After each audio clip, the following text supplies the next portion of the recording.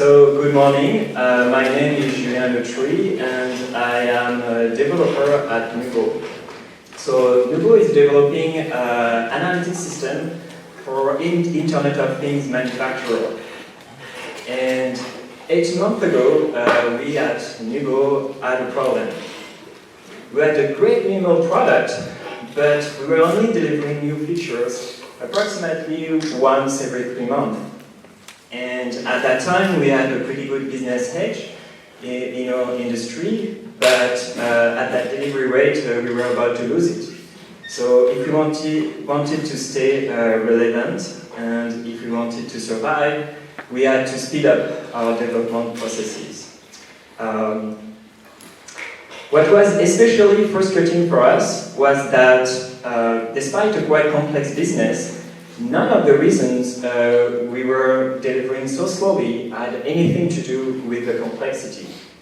For example, our architecture consisted mainly in one monolithic application, and we had almost no automatic tests. We basically had none of the continuous delivery practices. On top of that, it was pretty clear for us that in order to achieve our next SLAs and our future business needs, we had to migrate to a new architecture made of microservices. However, microservices, for all their flexibility, they just increased our delivery issues because we had more apps to maintain. All the waste of our delivery issues were just compounded by the number of microservices we had to deliver. So what did we do? When we looked at the literature about continuous delivery, the organizational changes that needed to happen was pretty clear. However, there was not many technical how-tos, so we had a lot of things to figure out ourselves. So in this talk, I will try to give you some of the learnings we found were key for achieving continuous delivery at your company. But before starting with those learnings, I'd like to introduce a few concepts and tools. Probably that many of you already know those, but just in case some of you are not familiar with those concepts, let me take a minute to introduce them. So the first concept I want to introduce is continuous delivery. According to Wikipedia, continuous delivery is a set of engineering practices ensuring that the software can be reliably delivered in production at any time. And by the software, I'm not talking about a carefully selected branch in your source repository. We're talking about every commit that makes it to your source repository. And as you can imagine, for doing that, you need a pretty good deal of automatic tests in order to trust the software enough to be able to deploy it without too much human intervention. Actually, you also need to automate most of the build process and the deploy process in order to be able to deploy many times in a reliable and repeatable fashion. And this is what this talk is about. I want also to introduce SBT. So I'm just curious here, how many of you have used SBT before? Whoa, okay, so the introduction will be quick. So SBT is a build tool that has been written in Scala, and we think it's a great fit for continuous delivery because it is made of a tiny set of concepts that are composing powerfully together. It's perfect for automating complex tasks. And it also has a very large plugin community, which makes most of those tasks already available and implemented by the community.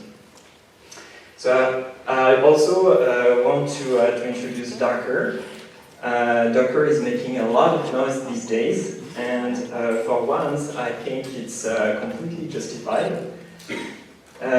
Docker is a way to package application with all the system libraries and dependencies that application needs to run on top of a Linux kernel. And when Docker runs processes like that, it does so in a very low privilege way, which means that the process has almost no access to the host system. For example, it can only access the files that have been packaged along with it, and it can access to the network, but in a very firewalled way. So this is ideal for running multiple applications on a given host with a very high degree of isolation between the application and even between the application and the host machine. This is ideal for avoiding bad surprises like unplanned interactions between the host and the application or between the application themselves. But Docker is also great because it's very easy and quick to build Docker images.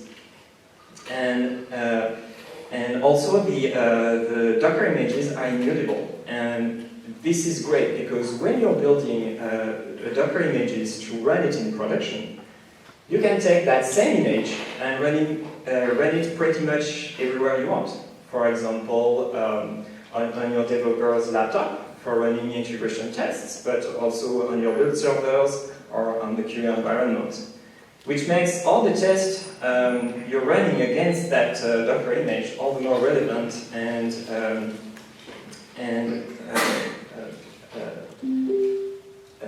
reliable, because the test will run against the application as it is running in production. So that's it for the quick introductions. Let's start the real talk.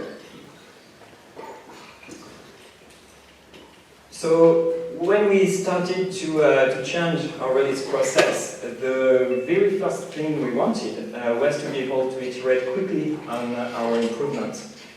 So the first thing we did was to centralize all our delivery and building logic in a single place. And SBT allows you to do that very easily through plugins.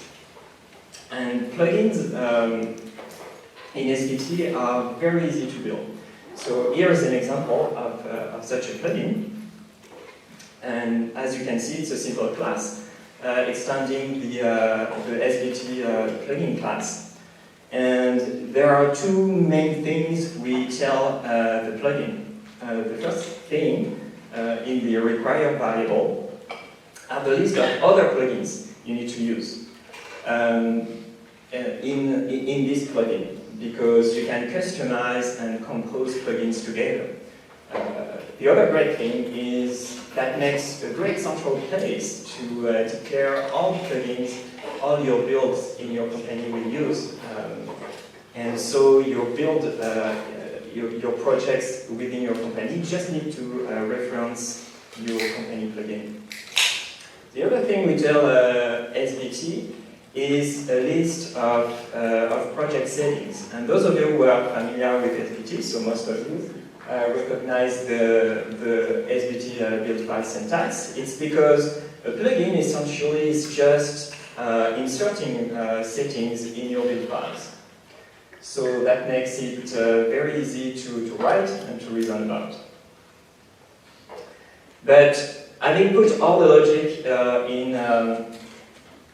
in our company plugin wasn't enough to speed things up. The reason is, on our build server, even if we were triggering all our builds when we were changing our company plugin, SBT by default does not pick up the latest version. So, and the reason is SBT has no such feature for the plugins. But SBT build files being simple Scala files, it's pretty easy to add a snippet of code that is manually fetching the latest version on our artifact repository. And what you can see above me is the snippet we use at Nubo to fetch it from our Artifactory server. The next thing that SBT brought us is a neat way to implement the delivery and the build process itself. There is a great plugin called SBT Release that lets you list all the steps you need to perform when delivering your software. I won't go into all the details. I put an example here where it's doing things like implementing the version number, running the test, tagging the Git repository, publishing the artifacts, etc.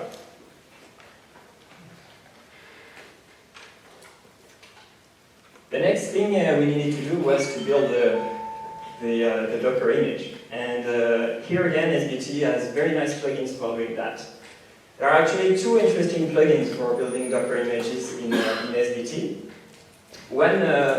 The first one, SBT Native Packager, is a great plugin when you want to build other kind of packages along the Docker image, like for example RPMs or Debian packages.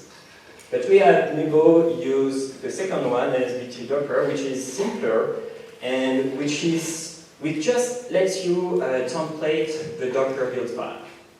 So what's great about that is that we have been able to centralize all of our build logic within the company plugin. And so all the improvements we were making, whether be the Docker base image or the way we were building things, the tests we were running, we could put it in a single place. And all of our builds were very simple because they were just referencing the company plugin.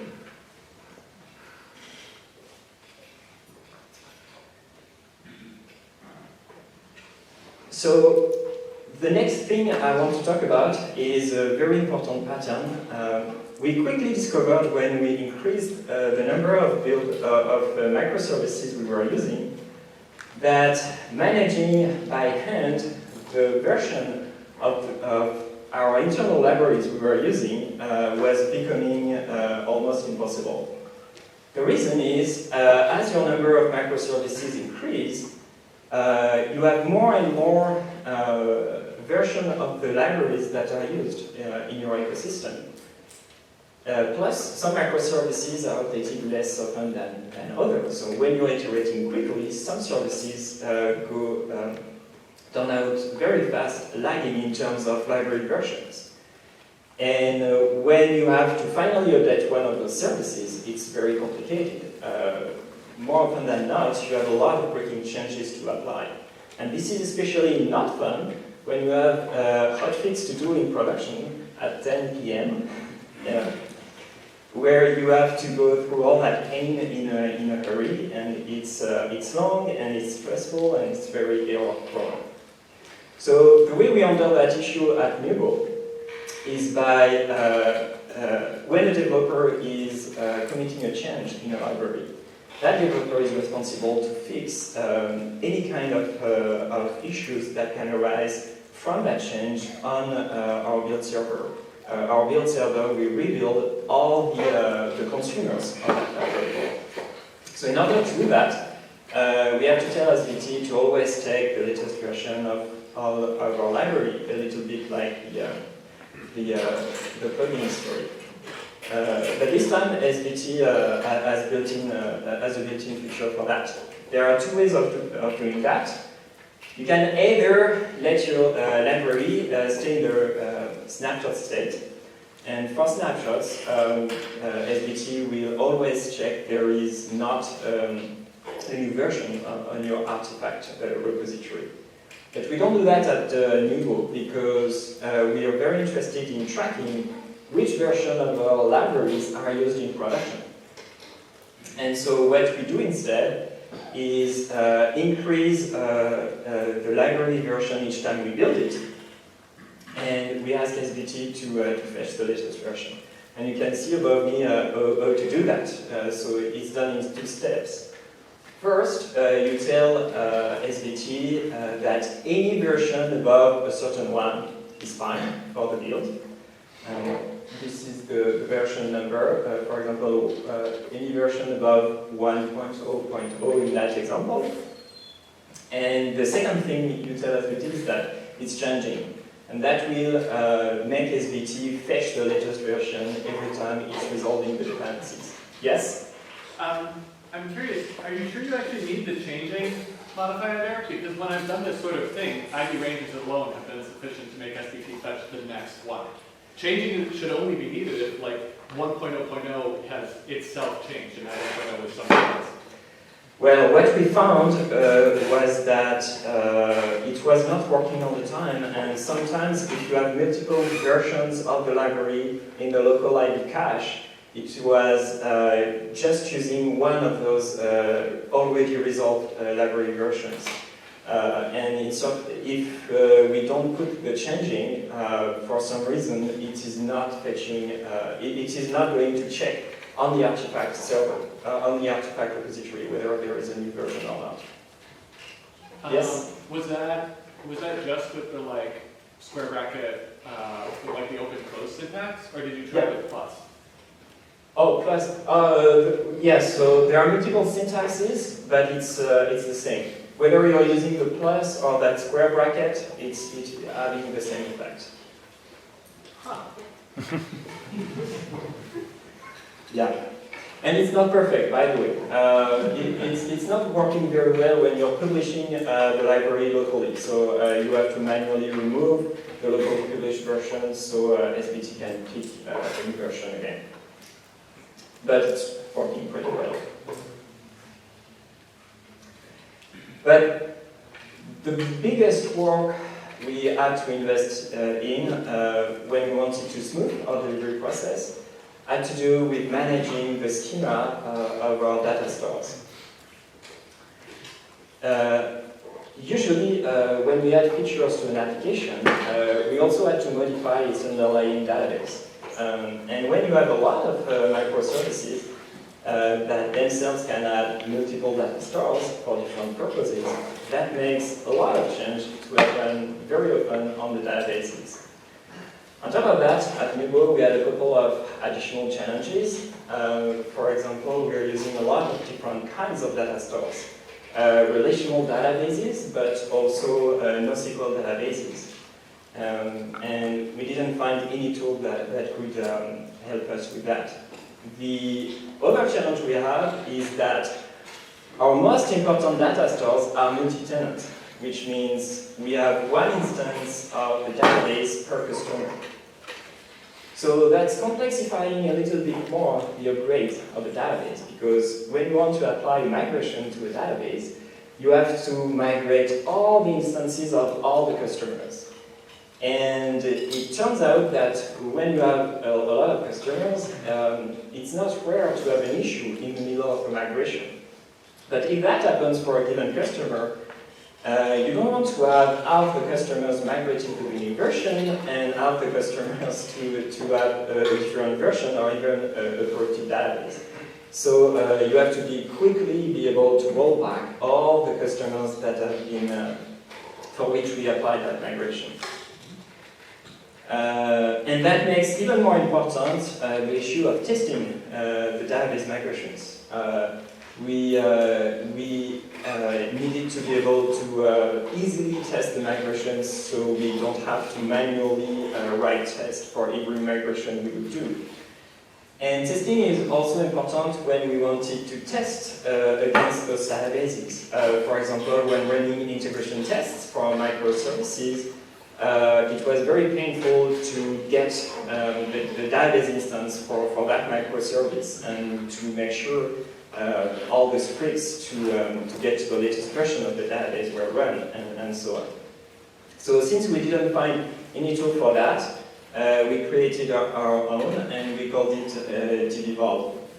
So dbevolve is a kind of a database migration manager generator, which means that it's packaging the migration logic in a single Docker image that you can use to upgrade your databases in all your environments. And it turns out that dbevolve has been written as an SBT plugin. And that may seem strange at first, but when you think about it, SBT already has a lot of features needed to migrate a database. For example, it can compile Java scripts, Scala scripts, it can run tests, it can publish artifacts, build Docker images, etc.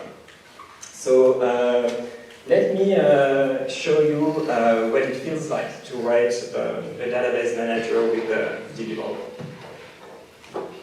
Is this working? Okay.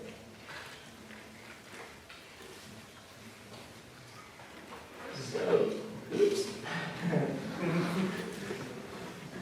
That is a bit too big. Okay, so the dbevolve project is a simple SBT project, and it's following the same structure.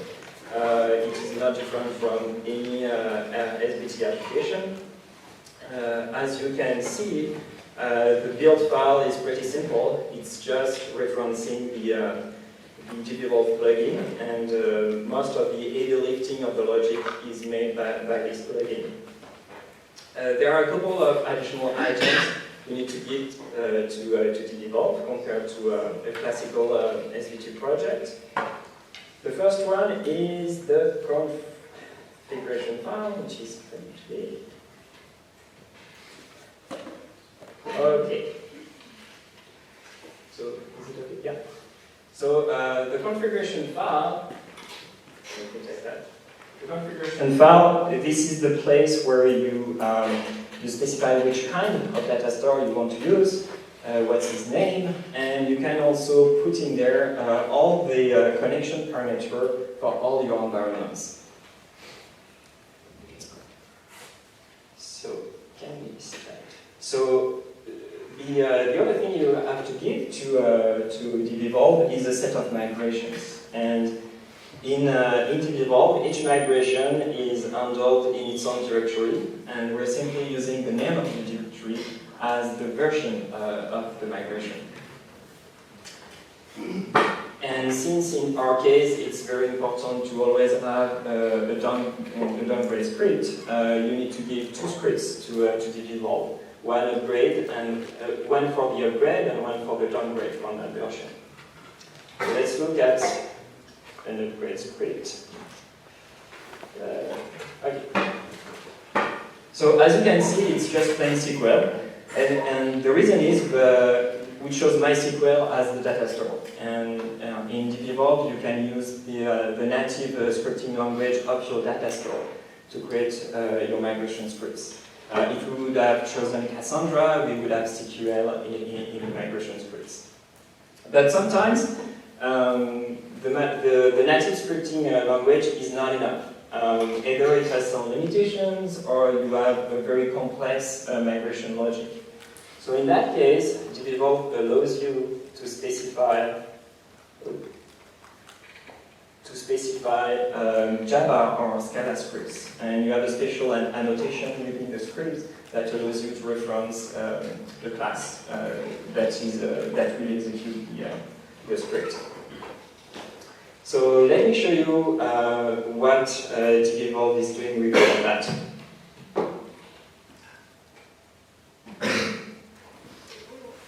Okay. So the first thing you can do is build the database manager. So what you will find in the database manager is the dbevolve logic along with all your migration scripts and the configuration file. So, which means that with a single Docker image, you can use that Docker image to upgrade your databases in any environment. So I don't have a MySQL instance to run it against in here, but I can at least show you the usage of the generated Docker container.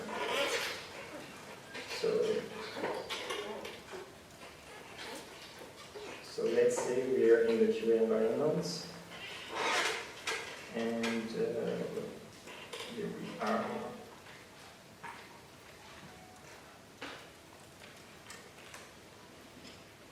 Okay, we don't see anything.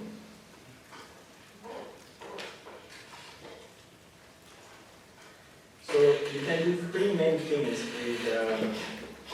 with the database manager. You can, of course, upgrade the database to a given version, you can downgrade it, and finally you can display the history of migrations that have happened.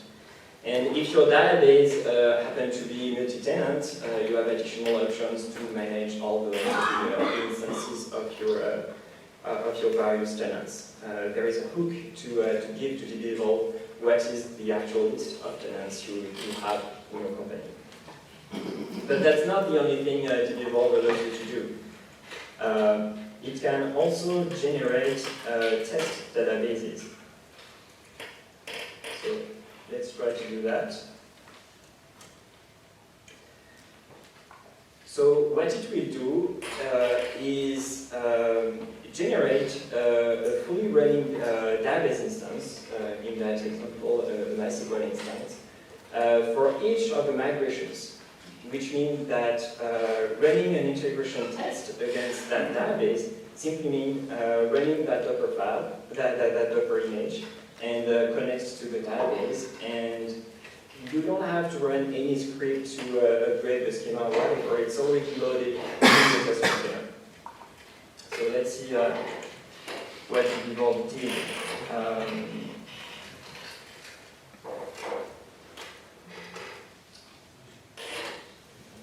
Like that. So we can see that in addition to the database manager itself, it generated two Docker containers. Let's run the latest one.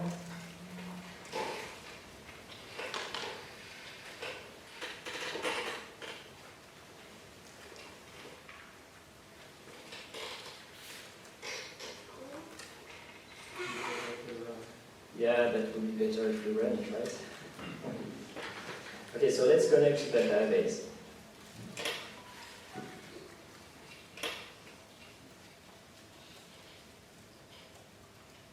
So, of course, since it's a test database, security is not that important.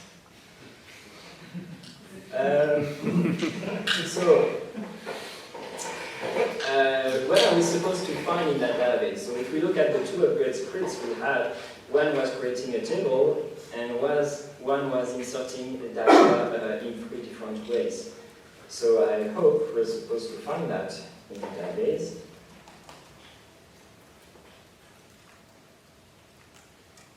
And yes, it's working. Cool.